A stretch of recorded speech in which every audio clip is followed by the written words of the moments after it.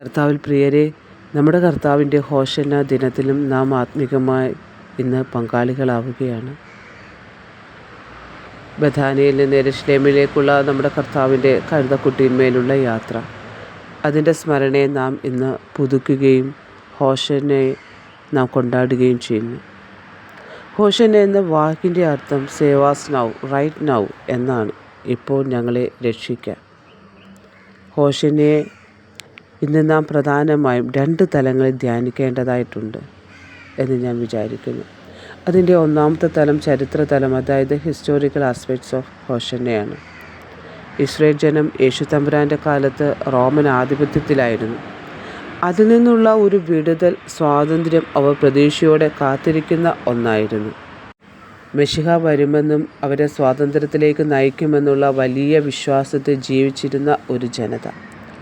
മെശിഹ വരുമ്പോൾ സംഭവിക്കുന്നതൊക്കെ യേശുവിൽ അവർ കണ്ടപ്പോൾ വലിയ പ്രത്യാശയായി അവർക്ക്.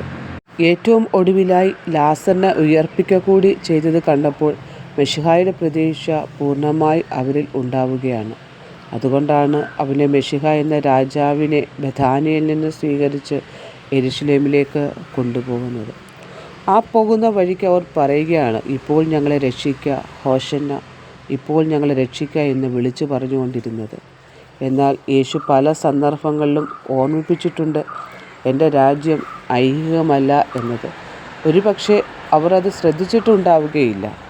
പ്രത്യേകിച്ച് അവരുടെ ആകാംക്ഷയുടെ വർദ്ധിതമായ ഈ ഇമോഷനിലും അവർ വിസ്മരിച്ചിട്ടാണ് അവർ യേശു തമ്പുരാനെ, തങ്ങളെ ഇപ്പോൾ രക്ഷിക്കുന്ന, ഈ ലോകത്തിൽ തങ്ങളെ വിടുവിക്കുന്ന, സ്വാതന്ത്ര്യം നൽകുന്ന ഒരു രാജാവായിട്ട് അവനെ സ്വീകരിച്ച് ആനയിച്ച് യെരുശലേമിലേക്ക് കൊണ്ടുപോയിക്കൊണ്ടിരുന്നത്.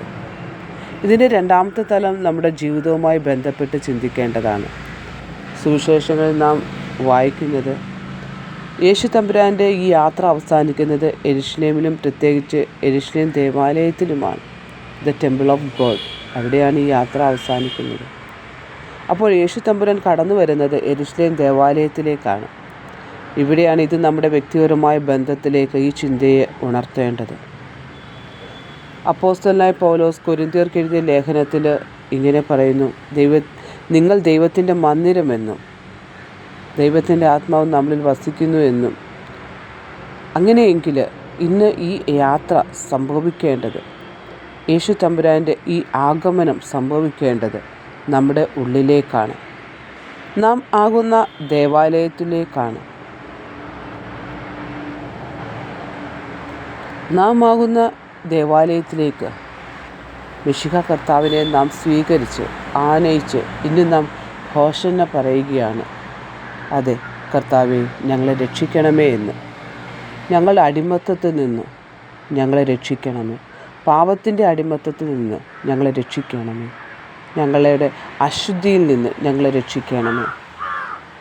നമ്മളെ യഥാസ്ഥാനപ്പെടുത്തണമേ എന്ന് ഇന്ന് ഹോശന്ന പറയുമ്പോൾ നാം ഇന്ന് നമ്മുടെ ഉള്ളിൽ ധ്യാനിക്കേണ്ടതായിട്ടുണ്ട്. ഇന്ന് യേശു തമ്പുരാൻ എൻ്റെയും നിങ്ങളുടെയും ഹൃദയത്തിലേക്ക്, ജീവിതത്തിലേക്ക് ആനയിക്കപ്പെടണം. ഇന്നത്തെ ഹോശന്നയുടെ പ്രത്യേകത അതായിരിക്കട്ടെ. നമുക്ക് പ്രാർത്ഥിക്കാം.